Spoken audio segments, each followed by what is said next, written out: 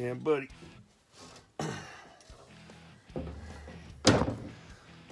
There she is, folks. Mother beautiful. Hang on, hang on. All right. Connecting rods. Flywheel. Huh? Then resurfaced. Humma, humma, humma. All right, what else we got over here? That's gonna be a piece of furniture. All right, there's the good cam. We need a gear though.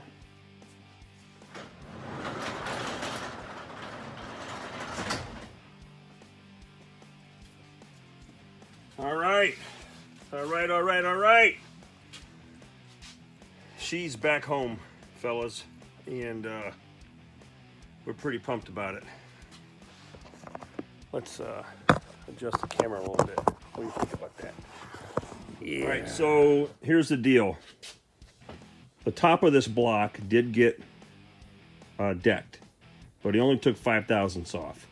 You can see the majority of the surface is nice and flat, but we still have a lot of pitting in some of these areas, but we don't want to take too much off. But it is true, and so is the head. And when those two mating surfaces come together with a nice Velcro gasket, we shall be good to go. All right, 20 thousandths in the cylinders. We've got new intake and exhaust. Valve guides are installed in there. The crank has been turned and polished, and we're at 30 thousandths for the rods and 20 thousandths for the mains.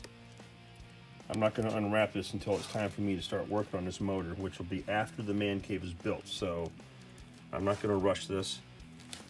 All right, flywheel, good to go. Connecting rods. All right, he checked all of these things. One of them did have a problem where the rod, excuse me, where the bearing spun in here, and it was pretty obvious. So he did whatever, you know, magic he does. I can't explain what he did, okay? But he cut some material and resized it and everything, and so it's good to go. But it's certainly within specs. There is a range that you have to be within for the bearings to be able to crush properly, and to a point where when you torque everything down, that you still have the oil clearance that you need in this location. All right, so we'll demonstrate all that stuff with plastic gauge when the time comes. All right, so those are all good to go. All of my valves, my original valves, have to be replaced. So I got to get new intake and exhaust valves for this, and while I'm at it, I'm probably going to go ahead and get some springs, and you know, hang on a second here. Let's see if I can make some room. Now they did hot tank this, all right, and clean it up, but I'm still going to follow up with a lot more cleaning that I'm going to do. Obviously, I want to get all this red crap off of here. I want to get it primed properly and painted to match the Jeep. Let me turn this around. All